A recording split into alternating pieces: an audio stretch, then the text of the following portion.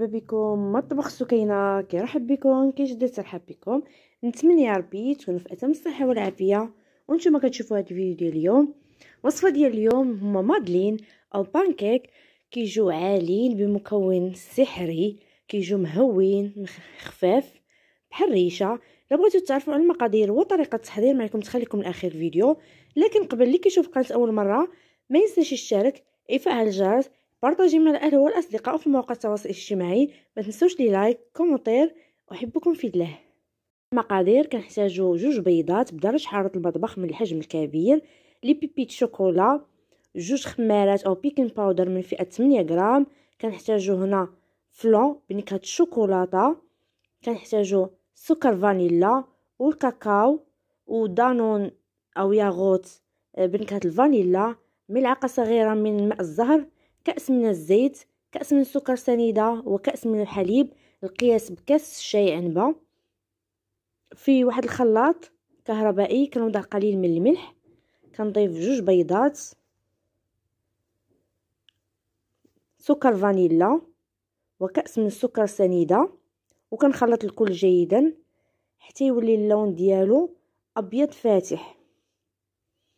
هنايا في هذه الاثناء ملي يولى ليا اللون ديالو ابيض فاتح غنبدا نضيف الزيت بحال كنطلع في المايونيز. نضيف داك الزيت بشويه بشويه. جربوا هاد الطريقه في الكيك ديالكم راه كتنجح. هنا في هاد الاثناء كنضيف داك كاس حليب مع الياغوت بنكهه الفانيلا وكنخلط قليلا فقط ماشي بزاف.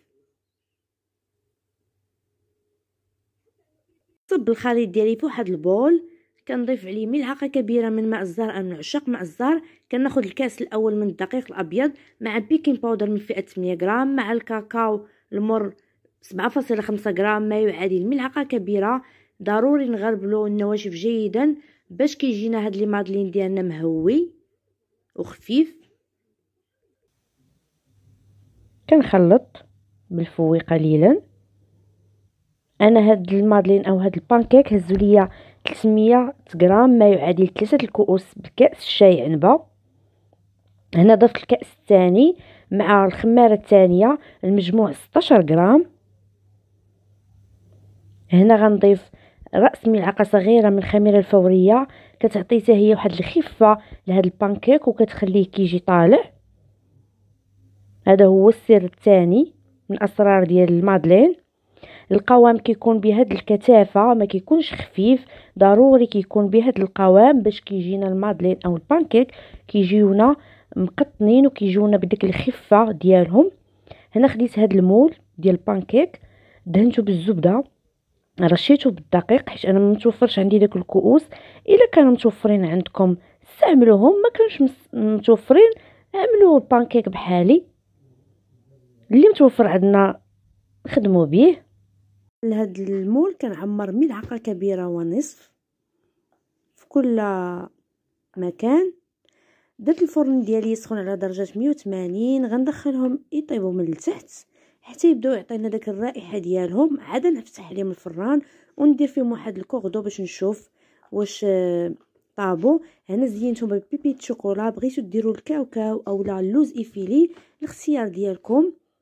طيبوا في هذه الاثناء ونعاودو نتلاقاو باش نشوفوا الشكل النهائي. بالنسبه للمادلين ديالي هما وجدوا في وقت وجيز. انا طابوا ليا في 20 دقيقه على حسب نوعيه الفرن.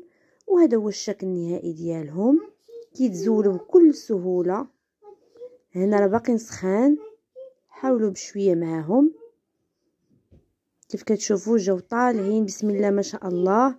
هكا نفرحوا بموليداتنا الكوتي اولا المدرسه، يعني شي حاجه ديال الدار احسن من ديال الزنقه. نتمنى استحسانكم. ما تنساوش الاشتراك في القناه، تفعيل الجرس، بارطاجيو، كومونتير. الى فيديو اخر ان شاء الله. دمتم في رعايه الله وحفظه. مع السلامه.